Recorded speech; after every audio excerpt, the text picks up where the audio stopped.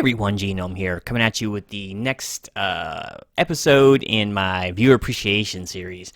I asked a few videos ago a couple of my viewers to pick the subjects they wanted me to talk about.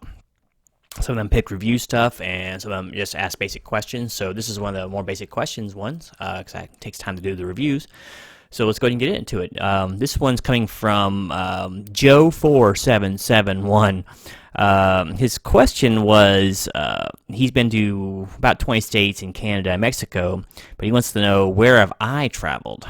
Well, that's an interesting question, and of course it won't be short knowing me, but I will try to be somewhat brief. I lived in Florida for the vast majority of my life. In fact, basically almost the entire time since I was until about 30 years old. So I grew up in like a little bit more southern Florida, and then I moved to like the Orlando area like when we were like 10, when I was 10 years old. So I spent like 20 plus years in Orlando, and more than that when I came back home. But so a lot of time in Florida. I had a brief stint. I think I was like 21 years old, something like that, when I moved up to Chicago for like 3 or 4 months with my good friend Raphael. We were splitting a place up there. We rented a stupid basement apartment from his uncle. It was almost like a working vacation. I was working actually at a car wash up there, believe it or not, making damn good money too, believe it or not. But I digress. But yeah, it was dead of winter. I just wasn't fitting in there too well, and I came home. But, it was something. That's just, I up and left, it wasn't no big deal. You can always come home, they say. So, lived in Chicago for a little while, and then came back to Florida. Not too long after that, I got a job in telecom.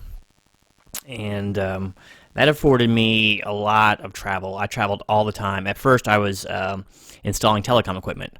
And I mostly worked in the state of Florida, but I worked all over Florida, from the Panhandle up or down to Miami. I was in Miami like every week. It was crazy. So I traveled a lot in-state, and then I started doing more and more out-state as I got more experience and all that. So I go up to Georgia quite a bit, North Carolina several times, Alabama. We mostly stayed on the eastern side of things, but I got to travel even further sometimes. Like I got to go over to Arkansas, Hot Springs in specific. I got to do some equipment installs over in Bakersville, California. That was a long one.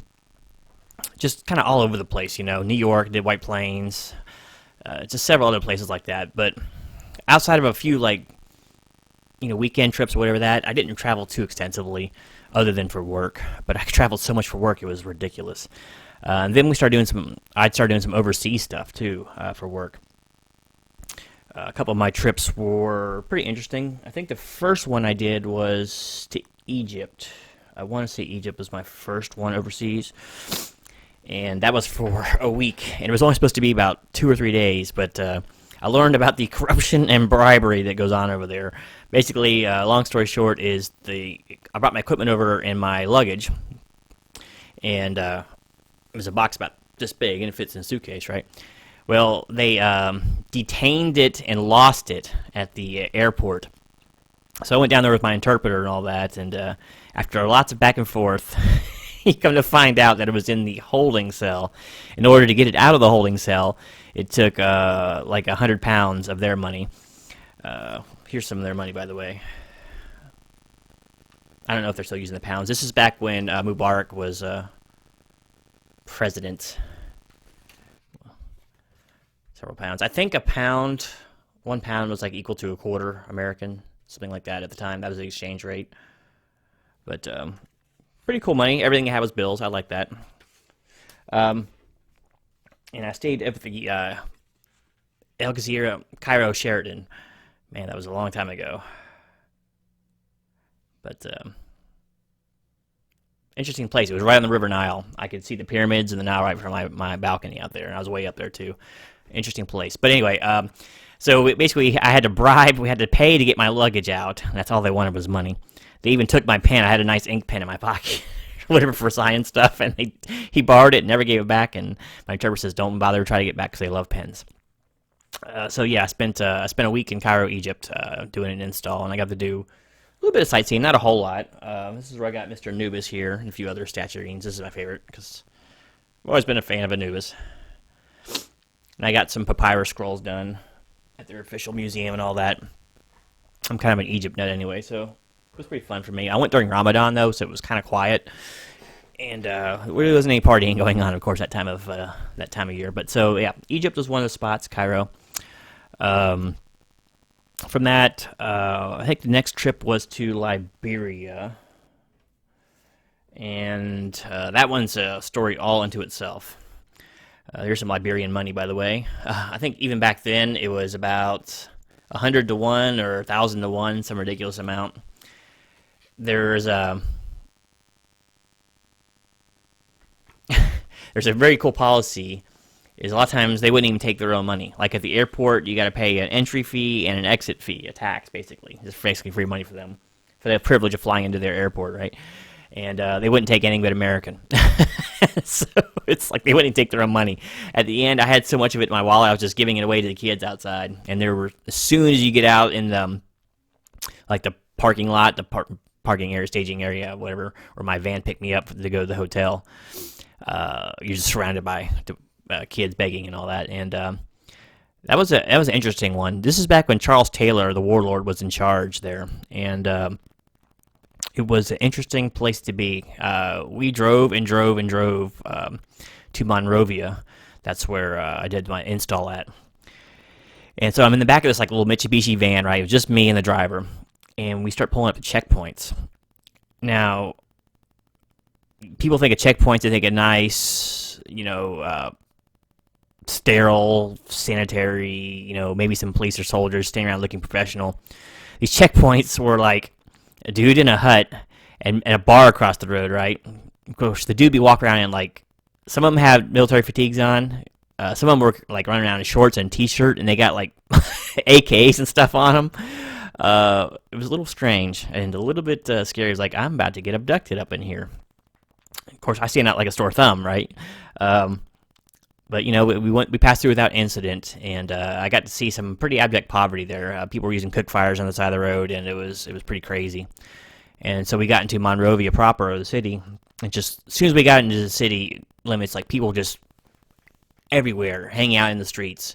There was no street lights. It was power goes in and out there a lot, and like I said, everyone just turns to stare at you. Bam! It's like, okay, that's interesting. So we got to the hotel. It was called Hotel Mamba. It was right next to the U.S. Embassy. And I never got a chance to go to the embassy because supposedly they had a good breakfast there, so American nationals could go. But the Mamba was cool. It was the nicest hotel in the entire area. It was basically one story, had probably 10 rooms in it. And, it was decent. But it was like sitting in a seat like a Motel 6, but older and more rustic looking.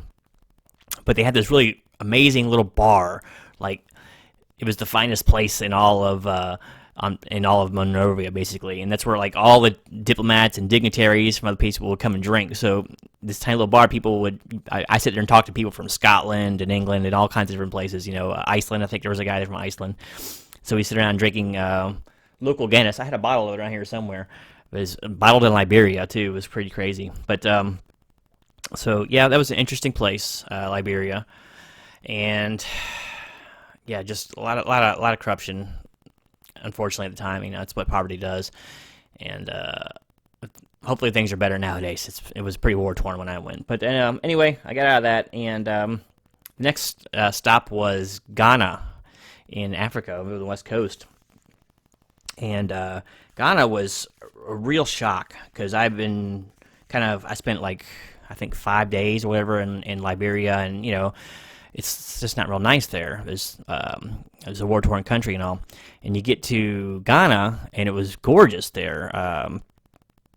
The streets were nice and clean and paved. That was a nice touch. There was power everywhere, and people were dressed decently, nice clothes and all that. They weren't running rags or nothing.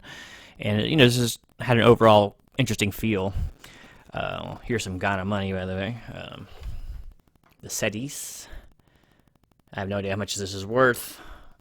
I think they were trying to get you for one, like at the airport, but I doubt it was worth that on exchange. But obviously not, because there was 5,000, right? But yeah, I spent 2 miserable days in the Ghana airport trying to get out of the country. Another story of corruption is I had business class seats coming back, and when I got to the airport in the morning, I had like a 10-hour layover until the flight took off. So I'm sitting there and waiting, sitting on the floor mostly. Um, and they start calling the plane out, and they go up to the ticket counter to hand it in, board the plane, and they said, "I'm sorry, you can't board this flight." I'm like, "Excuse me?" It says, "Your seat's been sold." I'm like, "What are you talking about? I've had the seat for like a month. It's been sold."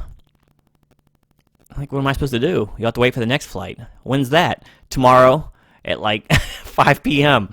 So I was like, "Are you kidding?" She says, "Don't worry, we'll put you up at a hotel." So they put me up at a hotel. It was a pretty nice little thing. So the next day I come up there, and I wound up, the previous day I spent like 12 hours at the airport. And this day I wound up spending like 13 or 14 hours. But, so same problem. I'm sitting on the floor, and there's this one lady walk by. It looks like she had a little business suit or whatever on, like the airlines will wear or whatever. And she come by and she kind of double taked at me. And, I'm the only white guy in the entire airport, so I kind of stand out, right? She says, "Weren't you here yesterday?" And I said, "Yeah." She says, "Why are you still here?" And I explained to her what was going on, and she kind of did this. And she says, "Just 1 second." And she goes over and talks to someone at the desk, and she comes back and says, "Do you have any money?" I'm like, "Well, what are you talking about?" She says, "Do you have like $20 American?" I said, "Well, maybe. I don't know how much cash I have." It's like, "Am I about to get fleeced here?" It's like, "If you can give me the $20 American, we can get you on this flight. And because I don't think you're going to make it again." I'm like, "What are they doing? It's on my seat." It's like, "This is just how it works, okay?" And she was really cool and nice and all. And so I was like, "Fine, I got to get the hell out of here, man. I want to go home. I'm tired of being at this airport." So I gave her the money, the $20. I'm like, "Well, I probably just wasted that money." But she went over there and says, "Okay, I got you worked in." And I went ahead and had them upgrade you to first class. So I'm going to make them open the first class lounge for you, right? So they opened this first class lounge for me. I'm the only one in it. There's nobody else there. So I spent like, I don't know, 6 or 7 hours in the first class lounge eating finger sandwiches and drinking, I think it was called Dallas. They had some sort of beer there, and I was tanked. I got on the freaking plane completely tanked. Mind you, I've never flown first class before. So I get into first class seating. I sit down, and it's this luxurious big chair. They're bringing me champagne before, flight even takes off. Get my in-flight meal, just as we're taking off, and I'm eating that up. I finished that champagne, ate that meal, and I fell asleep and woke up in Logan Airport. So I didn't get to enjoy my freaking first class trip that much. I mean, I guess it was comfortable. And I slept right through it. So that was my overseas trips there, at least as a civilian. So from there, I mostly stayed at home again for a few years, and then I joined the Army, did my basic training over at Fort Benning, Georgia, and did my advanced individual training over at Fort Rucker, Alabama. And then from there, I went to Fort Bragg, North Carolina, and that was basically where I did the entire stint of my Army career. And wound up deploying to Iraq in January 2008. Came back home in April 2009 sometime. So it was a long one. So we were in Camp Victory in Iraq that entire time. I'm trying to think. And then came back home, got out the Army, went back to Florida, went to school, did some more work, and then we moved up here to West Virginia, where I'm currently at now. And then earlier this year, I did a video on it. We took a cross-country trip and basically went, I think it was, I can't remember how many states it was, 20? 13, 20 states, something like that. It was a ton. If I find the video, I'll put it in the link below. But it was pretty crazy. So basically the main things we went to go see were like Moab, Utah, saw Arches National Park, Canyonlands National Park. We saw Colorado National Monument. We shot over to Vegas for a couple days. Then we shot up to Yellowstone National Park. Spent a day there, and then came back and did Mount Rushmore on the way back, and then came home. So we went through a lot of states. It was a 2-week, 5,000-mile haul in the car. But so there was that. But that's basically it. I've been to a ton of states in the U.S., mostly East Coast stuff, or at least eastern portions. not too much west. I mean, I've been to Seattle before, visiting friends, and did some work out in California. Been to California several times for work usually, and that's pretty much it. So I did my traveling when I was younger, and not nearly as much when I got older. So I think I got myself burned out on it because I lived out of a suitcase for about 2.5 years. It gets old, believe me. So hopefully that answers your question, Joe. It was an interesting one, and hopefully I made the video at least somewhat interesting. Oh yeah, I forgot to show you a couple of other things I got. Like I got this in Liberia. I thought it was a cool little statuette, and I had some other stuff in Ghana. I think I picked this up in the airport like last minute, just because I spent so much time there. I was bored, so I got that. But I used to have this suit. It was complete. It was like a Liberian outfit, and it had Liberia stitch on the back and all that. And some guy in the airport sent it over to me. He was a security guard I was talking to for a long time in Liberia in the airport there. He was a pretty cool guy, but he was trying to get me to bring him to the States, so that wasn't going to happen. I didn't make that kind of money. But anyway, so yeah, I did a lot of traveling when I was younger, and not nearly so much now. So anyway, like I said, I hope that answers your question, and I hope it was at least somewhat interesting, entertaining, and maybe it explains why I'm so messed up. I don't know. But anyway, thanks for watching, and I'll be getting to more of my viewer-requested videos here in the near future. So until next time, this is Genome. Just glad he's home and not traveling anymore. Out.